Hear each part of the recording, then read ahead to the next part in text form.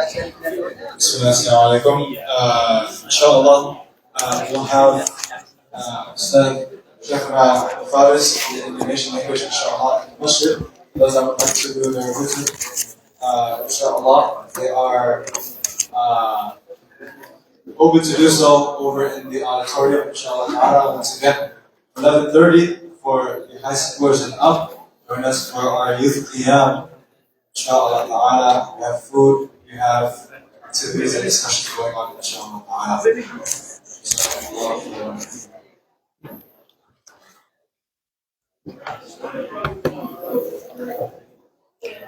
Bismillahirrahmanirrahim. Assalamualaikum warahmatullahi wabarakatuh. Alhamdulillah, wassalatu ala rasulillah wa ala alihi wa ashabihi ahli tuqa wal wafa. Jamaah salat Isya dan qiyam Ramadan Masjid At-Tahir dan dirahmati Allah Subhanahu wa taala.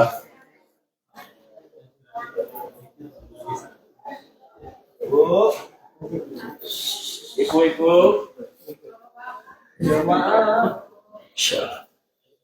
Alhamdulillah, malam hari ini kita berbahagia sekali ya kedatangan tamu, masya Allah.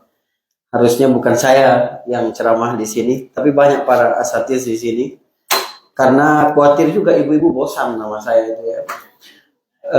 Jadi ada pepatah dalam bahasa Arab itu, Bu. Kullu syai'in idza kathura rakhusa. Segala sesuatu itu kalau banyak jadi murah, illal adab, kecuali adab. Ya Ustaz Anis ketawa. Jadi jangan terlalu sering gitu ya.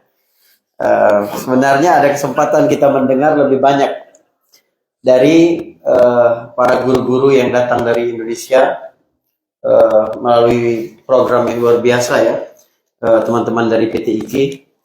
Alhamdulillah, semoga Allah SWT memberkahi, menjaga, melindungi semua insya Allah. Hari ini kita pertemuan ke-11 dari sinetron Yusuf ya. Dari kisah Nabi Yusuf alaihissalam dan pelajaran-pelajaran kehidupan yang kita dapati. Saudara, pada ayat ke-70 A'udzubillahi minasyaitonir rajim falamma jahazahum bijahazihim ja'ala as-siqayata fi rahli akhihi thumma adzana muadzdhinun ayyatuhal 'iru innakum lasariqun. Ketika Nabi Yusuf menyiapkan untuk mereka makanan yang akan dibawa oleh mereka, dia meletakkan satu cup ukuran ya tempat minum raja, itu dimasukkan di dalam makanan milik saudaranya yaitu Bunyamin. Lalu ada seseorang yang memberikan pengumuman, "Heh rombongan, kalian adalah para pencuri." Apa yang dapat kita ambil di ayat ke-70 ini? Satu hal yang penting sekali. Ketika pegawai istana mengumumkan bahwa kalian ini adalah pencuri, apakah benar saudara-saudara Yusuf itu mencuri? Benar atau tidak? Tidak. Berarti, perhatikan, berarti ini pelajaran penting banget bagi kita. Penguasa adalah pihak yang paling mungkin memproduksi hoax dan menggiring opini. Benar ini. Karena orang punya penguasa, orang punya kekuasaan. Maka dia bisa saja menggiring opini bahwa oh ini yang jahat, ini teroris, ini fundamentalis, ini macam-macam. Pemerintah semau dia. Cuma untung Nabi Yusuf menggunakan ini untuk sesuatu yang baik. Semacam white lie, ya kan? Tapi ini pelajaran penting banget.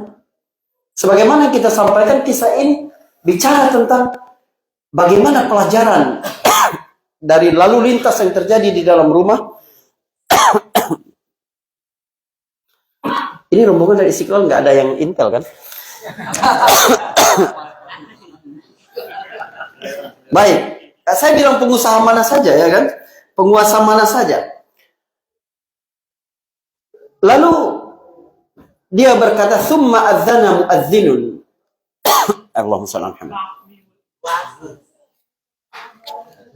Mereka mengumumkan kalian ini mencuri. Sudah kita sampaikan di pertemuan kemarin, Nabi Yusuf tidak berkata kalian mencuri kap raja. Kalau dia berkata begitu dia bohong. Tapi dia berkata sifat mereka itu kalian ini mencuri. Maksudnya kalian selain Bunyamin mencuri Yusuf dari ayahnya. Lalu kemudian terjadilah dialog sampai kemudian ini yang kita sampaikan di pertemuan tadi malam. Di ayat ke-77 mereka akhirnya berlepas diri. Ketika seseorang terkena kasus, maka masing-masing akan menyelamatkan dirinya sendiri. Begitulah biasanya para koruptor ya. Begitu mereka tertangkap, mereka saling bermusuhan satu sama lain. Qalu in yasriq faqad saraqa akhun lahu min qabl. Kalau dia mencuri, saudaranya dulu juga mencuri. Ini yang kita sampaikan bahwa Yusuf ini dulu lahirnya kan di daerah Irak. Lalu kemudian dibawa oleh Nabi Yakub alaihissalam bersama istrinya Rahil, ibunya Nabi Yusuf ini, di dalam perjalanan meninggal dunia. Sehingga Yusuf kemudian dititipkan kepada saudara Nabi Yakub. Nah, karena saudaranya ini pingin Yusuf tetap bersama dia, ketika mau diambil kembali, Yakub sudah menikah lagi dengan siapa? Mohon maaf. Yakub kemudian mau mengambil lagi Yusuf, maka bibinya membuat gimmick, ya, diletakkan ikat pinggang milik suaminya. Karena hukum di Bani Israel ketika itu siapa yang mencuri maka balasannya adalah dirinya sendiri. Pencurinya itu jadi hamba sahaya. Boleh ditawan, boleh dipekerjakan. Tetapi kemudian ketika bibinya meninggal dunia, Yusuf akhirnya ikut ayahnya pada usia belum bisa untuk bekerja. Maka dimulailah kisah seperti di awal cerita tentang Nabi Yusuf alaihissalam. Mereka minta syafaat kepada Yusuf begini. Qalu ya ayyuhal aziz, inna lahu aban syaikhan kabiran fakhudh ahadana makana, inna naraka minal muhsinin. Mereka berkata, wahai Al-Aziz, ya, Perdana Menteri Mesir, gitu. Dia ini punya seorang ayah yang sudah rentah dan kabir. Kabir itu ada dua makna.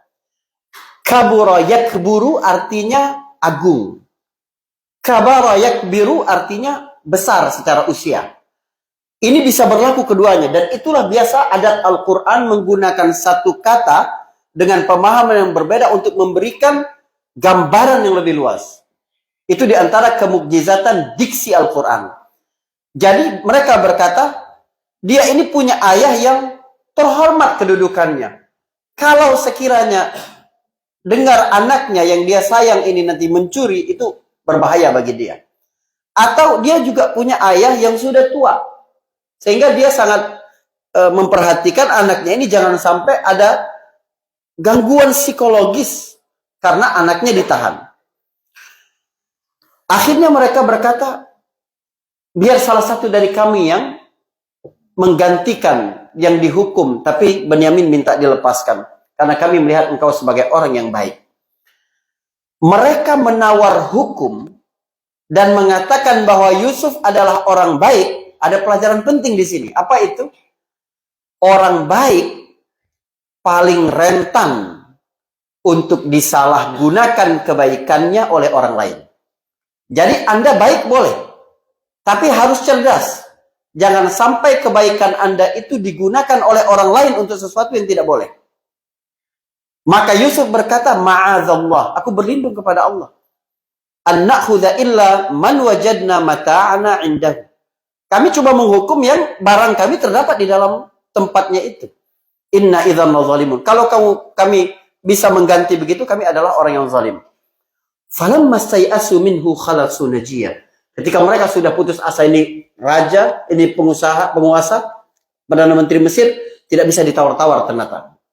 Mereka sudah merasa putus asa begitu, mereka minta waktu. Khalasun najiyah itu apa? Mereka rapat sesama mereka. Jadi tidak di depan raja. Mereka rembuk dulu sesama mereka. Yang paling besar di antara mereka, qala kabiruhum, dalam Israiliyat disebutkan namanya ini Syam'un, yang paling besar. Alam ta'lamu anna abakum qad akhadha alaikum mawthiqan min Allah. Kalian kan sudah tahu. Kita sudah bersumpah demi Allah di depan ayah kita. Bahwa kita wa min qablu ma farrattum fi Yusuf. Jangan sampai terjadi sesuatu terulang kepada Bunyamin ini seperti kejadian kepada Yusuf. Jadi Syam'un berkata, "Falan abrahal arda hatta ya'zana li abi aw yahkum Allahu li." Aku enggak mau balik. Aku tetap akan ada di Mesir ini. Kalian pulang kasih tahu sama ayah. Ya, kasih tahu sama ayah kalian. Kecuali aku baru pulang kalau ayah mengizinkanku, dia sudah percaya dengan cerita ini, atau Allah menetapkan satu ketetapan hukum kepadaku. Apa makna aw yahkum Allahu li? Ada dua makna di situ. Yang pertama, dia akan coba untuk negosiasi lagi sehingga Bunyamin dapat dibebaskan. Yang kedua, dia terfikir melakukan sesuatu yang anarkis untuk dapat membebaskan Bunyamin. Mungkin dia terbunuh karena hal itu. Mungkin dia juga akan dihukum karena hal itu. Subhanallah. Wa huwa khairul hakimin, tapi Allah yang paling bijak dalam memutuskan satu perkara. Irji'u ila abikum faqulu ya abana inna ibnaka saraqa wa ma syahidna illa bima alimna wa ma kunna lil ghaibi hafidhin. Cerita ajalah apa adanya kepada ayah. Kita nggak bisa menjamin sesuatu yang terjadi di belakang mata kita. Rupanya diam-diam adik kita Bunyamin ini mencuri. Kalau ayah tidak percaya, tanya. Was'alil qaryata allati kunna fiha wal 'ira allati aqbalna fiha. Tanya rombongan yang lain. Berarti yang datang ke Mesir untuk meminta bantuan selama masa paceklik itu bukan cuma mereka. Terkenal berarti Mesir dapat membantu orang-orang di negeri sekitarnya sehingga banyak rombongan yang datang ke Mesir. Kalau ayah tidak percaya, ayah bisa tanya kepada mereka bagaimana kejadian duduk perkaranya itu. Begitu mereka berkata kepada ayahnya, apa kata ayahnya? Jawaban Nabi Yakub mirip dengan ketika mereka melaporkan Yusuf tidak kembali. Di ayat ke-18 surah ini, bagaimana reaksi Nabi Yakub? Bal sawwalat lakum anfusukum amra fasabrun jamil wallahul musta'an ala ma tasifun. Di ayat ini, bal sawwalat lakum anfusukum amra fasabrun jamil asallahu an ya'tiyani bihim jami'a innahu huwal alimul hakim. Hawa nafsu kalianlah yang membuat masalah ini seolah-olah baik. Maka aku memilih jalan kesabaran. Kita sudah jelaskan makna sabrun jamil pada pertemuan sebelumnya dulu. Semoga Allah, perhatikan, semoga Allah kembali mendatangkan mereka itu kepadaku. Lihat bahasa Nabi Yakub, an ya'tiyani bihim jami'ah. Subhanallah. Dalam bahasa Arab, kalau satu mengembalikan dia bihi, kalau berdua bihima, kalau bertiga atau lebih bihim. Apa arti bihim di sini? Berarti Nabi Yakub benar-benar yakin bahwa Yusuf memang belum mati. Jadi 3 anaknya siapa? Semoga 3 anakku itu bakal kembali kepadaku. Yusuf, Bunyamin, dan Syam'un yang tidak mau balik tadi. Mereka akan kembali semua. Innahu huwal alimul hakim. Allah maha mengetahui dan maha bijaksana. Wa tawalla anhum. Wah, ini ada pelajaran tarbiyah yang baik kepada para ayah dan ibu. Wa tawalla anhum wa qala ya asafa ala Yusufa wa biyaddat aynahu minal huzni fahuwa kadhim. Nabi Yakub kemudian berpaling, tidak mau menoleh kepada anaknya. Dan Nabi Yakub berkata, ya asafa, betapa malang, betapa sedih. Apa sebenarnya yang menimpa Yusuf? Dan kedua matanya memutih ya, karena sedih sampai dia buta. Ayat ini pendek sekali. tapi memberikan banyak pelajaran dalam kehidupan. Pertama, jika kamu sedang sangat marah kepada anakmu, maka kamu jangan menghadap anakmu. Pergi ke kamar, menyendiri dulu. Wa tawalla anhum itu maksudnya jangan aktif. Jangan ekspresif. Langsung menumpahkan pada saat itu juga kalau kamu lagi marah sama anakmu. Apalagi semakin tua usia, maka semakin butuh waktu untuk memaafkan dan meredam marah. Jalan satu-satunya, jangan berhadapan. Wa tawalla anhum juga. Secara psikologis, orang kalau berhadap-hadapan itu egonya akan muncul. Makanya kalau suami istri lagi ribut, kemudian mulai baikan. Itu ketika, misalnya ya, mau ngomong nama nanti nggak enak sama Mbak Lola gitu. Makan di luar gitu ya, makan di luar misalnya, jangan duduk berhadapan. Karena potensi untuk ribut lagi besar itu. Yang maafin ya aku tadi ya, iya lain kali jangan diulangin. Iya ma, itu kan nggak sengaja, tapi gini, ribut lagi. Jadi lebih baik duduk bersampingan. Jangan juga belakang-belakangan. Sampingan. Dan yang paling emosi harus duduk di sebelah kanan. Sebab ketika seseorang menoleh ke kiri, yang bekerja adalah otak kanan. Otak kanan itu sifatnya tidak menghakimi. Otak bagian kreativitas itu sifatnya tidak menghakimi. Wa tawalla anhum. Wa qala ya asafalu, dia bilang, dia baru menumpahkan kesedihannya. Subhanallah. Ini juga pelajaran penting di ayat ini. Apa? Jangan mengeluh di depan anak. Mengeluhlah di depan Allah Subhanahu wa taala. Saudaraku, kalau Anda ingin anak-anak Anda menjadi generasi yang kuat, jangan sekali-kali mengeluh di depan anak. Biasanya ibu udah capek gitu ya, kerja di dapur gitu, apalagi suaminya enggak pengertian sama sekali, enggak mau bantu jemur pakaian pun enggak mau gitu ya. Tiba-tiba anaknya, mama ayo mama main ma, ayo ma pergi ke warung mana, nanti nak mama nih capek banget. Jangan begitu. Pokoknya Anda kalau mau mengeluh, ngeluh sama suami. Jangan di depan anak. Sebab orang tua yang sering mengeluh di depan anaknya, akibatnya besar sekali. Mencetak generasi yang lemah. Nabi Yakub juga mengajarkan kepada kita bahwa tidak ada gunanya mengeluh di depan manusia. Apalagi mengeluh di media sosial. 90% orang yang nanya tentang keluhanmu itu kepo. Yang kedua, bikin kamu tambah repot. Senang dia. Jadi mengeluhlah sesuatu kepada Allah Subhanahu wa taala. Lalu pada kata, subhanallah, ini setiap kata ada mengandung makna. Pada kata ala Yusufah, betapa malang diri. Apa yang menimpa Yusuf menunjukkan bahwa walaupun dia sudah kehilangan 3 anaknya sekarang, tapi kesedihan utama Nabi Yakub tetap kepada Yusuf. Ini sekaligus menjawab, kok tega Yusuf untuk menahan Bunyamin? Nanti kan bapaknya jadi sedih. Tidak, Yusuf tahu bahwa kesedihan utama orang tuanya adalah dirinya. Maka musibah-musibah setelah datang musibah yang lebih besar akan menjadi tidak berarti. Subhanallah. Baik. Kedua matanya menjadi putih. Ini sebenarnya ada penjelasan ilmiahnya ya. Cuma saya kesulitan banget menerjemahkan dari bahasa Arabnya. Bagaimana seorang yang sampai kering air mata itu sampai menyebabkan kebutaan.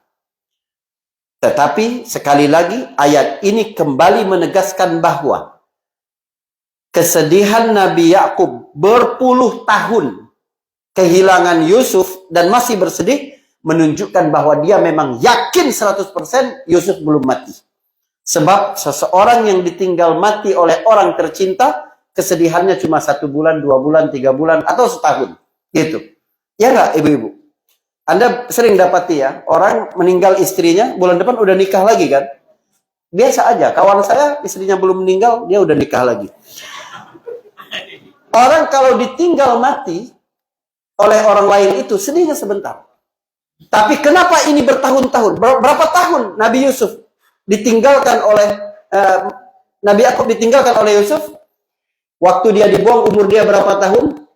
Perhatikan, ketika orang menemukan dia di sumur, orang itu berkata, ya bushra hadza ghulam. Umurnya waktu itu 9 atau 10 tahun, karena ghulam, usia itu. Lalu kemudian tinggal di rumah, di istana. Perdana Menteri Mesir, digodanya, walamma balagha asyuddahu. Usia remaja, usia sudah balik, usia 17-18 tahun. Berarti sudah 9 tahun dia di situ. Lalu dia masuk penjara bid'ah sinin. Bid'ah itu dari 9 sampai 11. Sudah sekitar 20-an tahun. Lalu kemudian pemberi minum raja itu lupa. Sehingga tambah lagi beberapa tahun. Sinin, kata Quran. Paling pendek berarti 3 tahun. Jadi hampir 30 tahun Nabi Yusuf sudah, itu saja sudah berapa tahun berarti? 20 berapa tahun? 23 tahun. Setelah itu masa paceklik 7 tahun. Masa subur dulu 7 tahun. Masa paceklik 7 tahun. Ya kan? Berarti sudah 14 tahun. 14 tambah 20 berapa? Subhanallah, udah 30 tahun lebih berpisah. Tapi Nabi Yakub masih menangisi Yusuf. Berarti apa? Dia yakin Yusuf masih hidup. Tapi dia, di bumi mana Yusuf? Bisa ketemu lagi apa tidak? Makan apa dia kira-kira? Gimana keadaan dia? Dia masih teguh dalam beragama apa tidak? Itulah yang membuat dia sampai buta. Karena kehabisan cairan di matanya itu.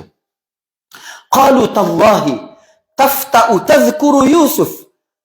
Anaknya dengar itu berkata, demi Allah, engkau masih menangisi tentang Yusuf. Hatta takuna haradan atau takuna minal halikin. Itu membahayakan engkau sendiri. Membuat engkau tersiksa sendiri. Subhanallah. Anak-anaknya mendengar itu nggak ridho. Bapaknya kok. Mereka kan, apa gunanya mereka pengen membunuh Yusuf itu? Supaya perhatian ayah mereka tidak lagi kepada Yusuf. Tapi buktinya itu gagal. Ayah mereka masih mengingat Yusuf. Baik. Tallahi sekali lagi. Ta itu adalah alat qasam. Tapi biasanya untuk sesuatu yang sangat besar. Jadi ada wallahi, ada billahi, ada tallahi. Yang paling tinggi itu tallahi. Itu paling berat kalau orang bersumpah. Karena itu ta cuma digunakan untuk Allah. Allah kalau bersumpah demi benda-benda ciptaannya, itu pakai waw. Wadduha, wal fajri, kemudian wasyamsi. Karena ta tidak boleh digunakan kecuali untuk lafzul jalalah. Tallahi cuma bisa digunakan. Ya, tidak bisa digunakan pada kata yang lain. Apa kata Nabi Yakub? Qala innama ashku bathi wa huzni ilallah. Aku tidak ngeluh kepada kalian. Aku cuma mengeluh persoalanku dan kesedihanku kepada Allah. Wa a'lamu minallahi ma la ta'lamun. Aku tahu sesuatu dari Allah. Hal-hal yang tidak kamu ketahui. Saudaraku, perhatikan Nabi Yakub alaihissalam mengajarkan kita puncak tauhid kepada Allah Subhanahu wa taala. Sesulit apapun kehidupanmu, kamu jangan putus asa kepada Allah. Tetap meminta kepada Allah Subhanahu wa taala. Lalu dia berkata kepada anaknya, "Ya bani yadhhabu fatahassasu min Yusuf wa akhihi wa la tayasu min rauhillah." Dia bersikap seperti itu dan dia mengajarkan anaknya begitu juga, jangan putus asa dari rahmat Allah. Anak-anakku, sekarang kalian pergi. Fatahassasu min Yusuf. Apa arti tahassasu? Tahassasu artinya mata-matai, tapi untuk kebaikan. Kalau tajassasu, memata-matai untuk keburukan. Nyari-nyari kesalahan orang lain, tajassasu. Tadi imam kita baca, ya, surat Al-Hujurat, wala tajassasu wala yaghtab ba'dukum ba'da. Tajassus itu memata-matai sesuatu yang buruk, tahassus memata-matai untuk sesuatu yang baik. Innahu la yai'asu min rauhillahi illa al-qaumul kafirin. Hanya orang kafirlah yang berputus asa dari rahmat Allah Subhanahu wa taala. Kemana Nabi Yakub mengarahkan anak-anaknya untuk kembali mencari tentang Yusuf? Kalian kembali lagi ke Mesir. Maka ketika mereka masuk, mereka berkata, "Ya ayyuhal aziz, massana wa ahlana ad-durr, wa ji'na bi bida'atin muzjatin, fa'awfilanal kaila wa tasaddaq alaina innallaha yajzil mutasaddiqin. Mereka kembali datang kepada Yusuf, minta lagi proposal ketiganya kepada Yusuf. Di pertemuan ketiga inilah baru Nabi Yusuf SAW membuka identitasnya. Antum bayangkan ya, bagaimana suasana ketika mereka sudah kumpul begitu, tiba-tiba Yusuf berkata kepada mereka, kalian ingat gak apa yang pernah kalian lakukan kepada Yusuf? Qala hal alimtum ma fa'altum bi Yusuf wa akhihi idh antum jahilun. Waktu mereka membuat rencana makar jahat mereka itu, tidak ada yang tahu. Tidak ada yang membocorkan masalah itu. Yang tahu bahwa Yusuf tidak dimakan serigala hanya Allah, Yusuf, dan mereka. Berarti kalau ada selain mereka, di depan mereka berkata, kamu tahu nggak apa yang kamu pernah lakukan kepada Yusuf? Qalu, innaka la anta Yusuf. Kamu ini Yusuf. Malam besok kita sambung insyaallah. Malam besok dong Ibu. Bismillah. Afwan. Bersambung jamaah.